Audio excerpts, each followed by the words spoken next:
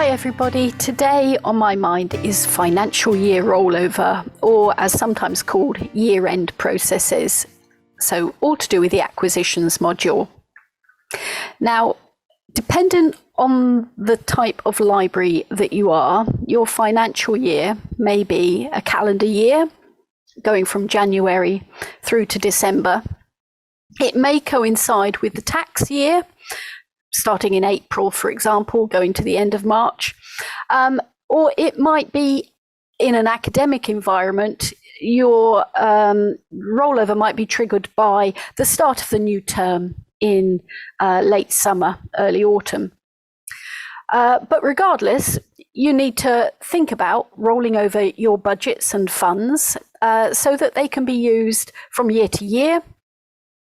And also, you might want the possibility of moving any unreceived orders into the new calendar year budget, and potentially any unspent funds can be moved also into your new budget. And Koha has processes to allow us to handle that. So before going in and actually duplicating the budget and making a start, on the acquisitions homepage, as you know, you have an all available funds display. It shows us the budget or budgets that we might be working from and any funds associated with that budget. So here we can see there's a few funds in this test budget. There's some amounts allocated to those funds. There are some ordered amounts already recorded against these funds. So there's committed money, but there's also spent money. And what we want to do is to roll over this budget into the 2022 budget so we can use it ongoing this year. So let's go into the administration module and have a look at our budget in a bit more detail. When I click through into budgets, we can see I've got active budgets tab and inactive budgets. Our active budget is the one we're currently working from, our 2021 annual books budget. We can see the start date and the end date for that budget. So this is a calendar year starting in January, ending at the end of December. There are also inactive budgets, and generally if you've been using the system for some time, this might be previous year's budgets, or it may just be test budgets that you've used, or where you've ceased to receive monies for whatever reason. So we can see other book budgets from previous years, 2021 and so on. But what we're going to work on is duplicating this budget, annual books budget, into the next year. So there's two ways to start this process with duplication. I can either go into the Actions menu and choose Duplicate from here. Alternatively, I can go into the annual books budget itself and go up to the Edit button here and choose Duplicate Budget 2021. And just before I do that, let's just look in the Edit screen here for that previous budget. We can confirm the start and end date of the older budget.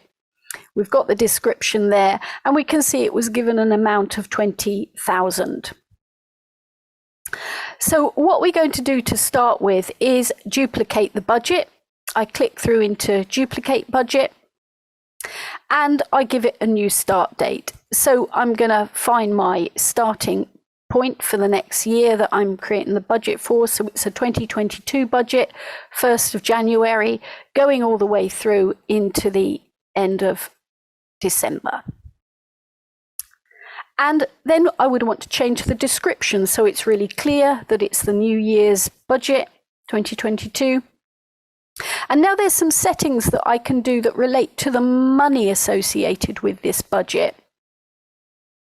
I can change the amounts by a percentage value, either positive or negative. So if we know that we've got a 10% increase for our next year's annual spend, I can make my adjustment here and change the amounts by 10% as a positive value.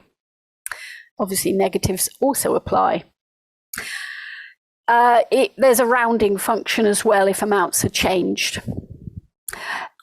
what I might also want to do is mark the original budget, i.e. the 2021 budget, annual books budget, as inactive. And marking it as inactive means that it's going to be moved into the inactive tab that we just looked at. So last year's budget goes into inactive tab. So I'm going to set that. I also have the option, if I wanted to set all funds within that budget that I'm duplicating to 0. And that would mean that I could start with a clean slate. So I could refresh my funds with new money according to what might be distributed across each funding department. But I'm gonna carry over my fund amounts here. And now I just need to click on Save. And it should go through. And as expected, as hoped, in the Active Budgets tab, I now have my 2022 annual books budget. In my inactive budgets, I have my 2021 annual books budget. My amounts have increased by 10% as I requested. So it's now 22,000 allocated there. And my start and end dates are as I set. So what I need to do, if I click through into and have a look at the funds now and click through into my annual books budget, we can see the levels allocated match what they were at the previous year. So I might want to come in now and make any adjustments if I know that those amounts are differing in this next year. But if I go to my acquisitions homepage and have a look, what I can't see on this display, I can see I'm looking at budget 2022, but I haven't got any record of any ordered materials. My unreceived orders haven't yet been moved to my new budget, and that's what I need to handle now. So to do that, I have to close off the old budget. So I'm going to go into administration and into my inactive budgets. And in my old budget, this 2021 budget, what I need to do is go into the actions menu and choose close. And that function shows me any unreceived orders associated with last year's budget. I can see there's a fund ID that's got 3 unreceived orders against it for the psychology fund, 1 against criminology and 1 against replacements. All I need to do is change my budget to be the new budgetary year. So I click on the pull down here and I can see any budgets that I've already duplicated into my new year. I've got my 2022 annual books budget. And I can also choose to move any remaining unspent funds by clicking on this tick box here. I click on moved unreceived orders. I always get a little prompt that you've chosen to remove these orders from 2021 to 2022. Do you wish to continue? So I'm going to say yes, okay. And it will give me a report about what has been moved. So I can track back my order numbers.